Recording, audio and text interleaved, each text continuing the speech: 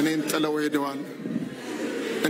ሄደዋል እኔ ይነጋል ይያልኩ መዝሙርን ነው መዘምረው እነሱ ግን ያንን አይሉ ለጌታ እንግዲህ አስረከብኩኝ ንጹህ ልጆች ነው ያስረከብኩት ድንግል የሆነ ልጆች ነው ያስረከብኩት በጣም የምወዳቸው ልጆች ናቸው ተስፋ ያረኩ ልጆች ናቸው ስለ ልጆች ታቃላችሁ ከባድ ህይወት ነው ልጄ ወደ ኢትዮጵያ ገብቼ ነበር 2 አመት ከ6 ወር ተቀምጬ በጣም የሚገርም ነገር ነው ዲቦራ ልትመረቅ ስትል ትንሿ ልጄ በፍጹም እኔ ዲቦራ ጎን ካልቆምኩ አለች ሁሉን ነገሬን ጥዬን የተነሳሁት ህይወቴን ሁሉ ስራዬን ሁሉ እቃዬን እንኳን ሳለካ ነው አንድ ክፍል ውስጥ ቆልፌ ለልጄ ስም ለካ ልጆቼ ሊያታልሉኝ ነው እኔ መቼም አንድ ቀን አልወለድኳቸው እነሱ ግን በአንድ ቀን ሄዱብኝ ምንም ማድረግ አልችልም ልጆቼ በደቡብ አፍሪካ ላሉ ኢትዮጵያውያን ጥቁር ቀን ተብሎ የተገለጸ ሐዘን ጆሮን ጭው የሚያደርግ አይደለም ለወላጅ በሩቅ ለሚሰማው የሚያስደነግጥ ክስተት በአንድ ቀን ሁለት ልጆችን ማጣት ያመጣው ሐዘን በደቡብ አፍሪካ ያሉ ኢትዮጵያውያንና ኤርትራውያንን ያስደነገጠ ሙሽራዎችን ታዛዦችን አጣው ብዙ ነገር የሆንኩባቸው ልጆችን አጣው ሙሽራዎችን ታዛዦችን አጣው ብዙ ነገር የሆንኩባቸው ልጆችን አጣው ህልፈታቸው ተስፋ አስቆርጠኛል ሲል አባት የሐዘኑን ጥልቀት ተናግሯል ሰላም ጤና ይስጥልን ውድ አድማጭ ተመልካቾቻችን የመረጃ ሰዓታችን ከኢትዮ ኢንፎ ተጀምሯል አብራችሁን ቆዩም ይህንን ከ795,000 በላይ ሰብስክራይበር ያለውን ቻናላችንን ሰብስክራይብ በማድረግ በየለቱ የምንለቃቸው መረጃዎች በፍጥነት እንዲደርሳችሁ አድርጉም የኢትዮ ኢንፎ ነው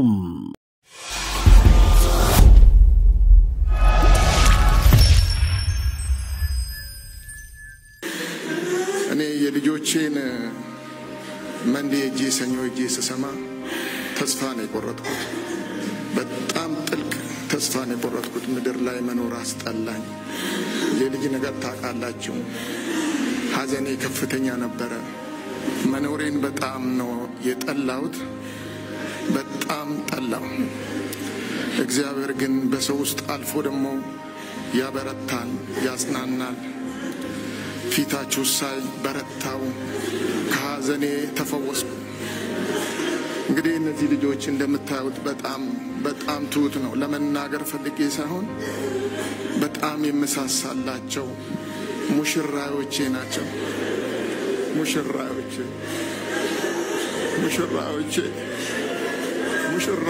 ናቸው በጣም ማዝነው ልጆቼ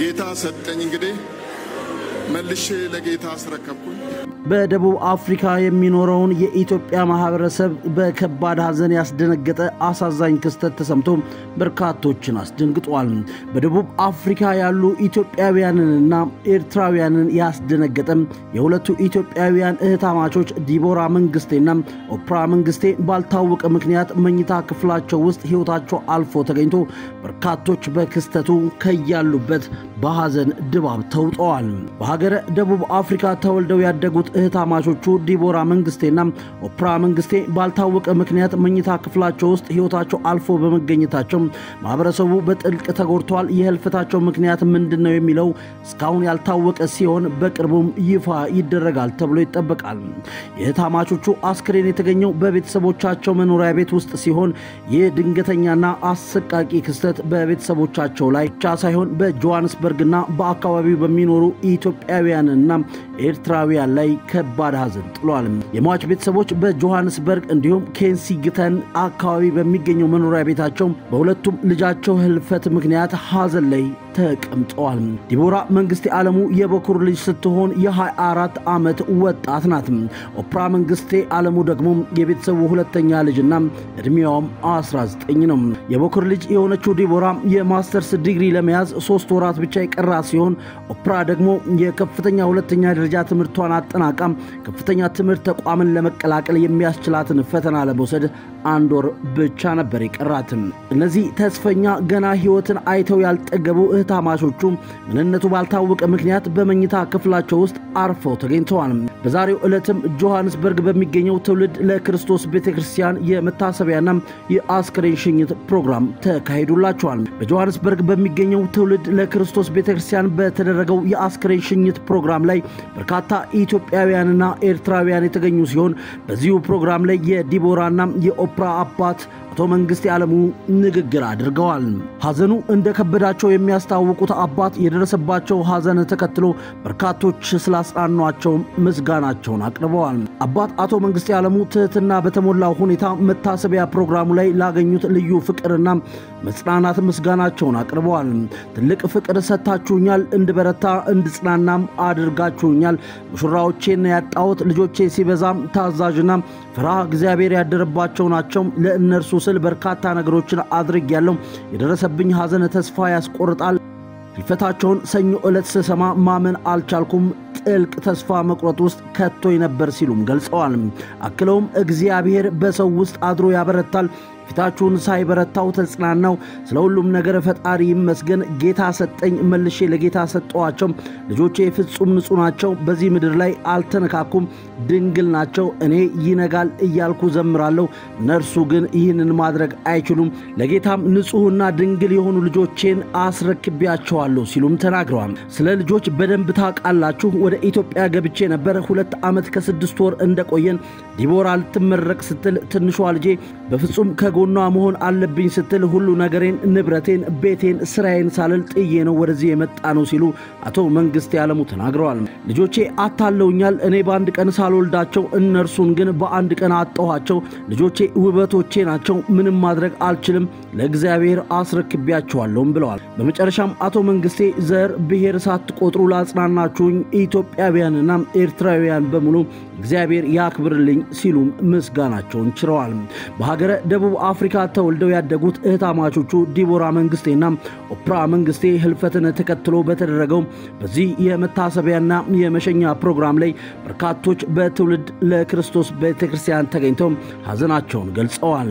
በሀገረ ደቡብ አፍሪካ ተወልደው ያደጉት እህታማቾቹን ዲቦራ መንግስቴንና ኦፕራ መንግስቴን ህልፈት ተከትሎ በተደረገው በዚህ የመታሰቢያና የመሸኛ ፕሮግራም ላይ በርካቶች በትውልድ ለክርስቶስ ቤተክርስቲያን ተገኝተው ሐዘናቸውን ገልጸዋል። እህታማቾቹን ለህልፈት የዳረጋቸው ምክንያት ይህንን ፕሮግራም እስካጠናቀርንበት ሰዓት ድረስ ይፋ ያልተደረገ ሲሆን የቀብር ስነ ስርዓታቸውም የት እንደሚፈጸም እስካሁኗ ሰዓት ድረስ በግልጽ የታወቀ ነገር የለም። በኢትዮ ኢንፎ ስምም ለቤተሰቦቻቸው ለወዳጅ ዘመዶቻቸው መጽናናትን እንመኛለን። ውድ አድማጭ ተመልካቾቻችን የእህታማቾቹን ዲቦራ መንግስቴና ኦፕራ መንግስቴን የሽኝትና የመሰናበቻ ፕሮግራም እንዲህ ወደ እናንተ አደረስን። በድጋሚ ለቤተሰቦቻቸው ለዘመዶቻቸውና ለሚያውቋቸው ሁሉ በኢትዮ ኢንፎ አድማጭ ተመልካቾች ስም መጽናናትን እንመኛለን። የተከታተላችሁን አብራችሁን ስለነበራችሁ እናመሰግናለን። ይህንን ከ795 ሺህ በላይ ሰብስክራይበር ያለውን ቻናላችንን ሰብስክራይብ በማድረግ የደውል ምልክቷን በመጫን በየዕለቱ የምንለቃቸው መረጃዎች በፍጥነት እንዲደርሳችሁ አድርጉ። መልካም ጊዜ።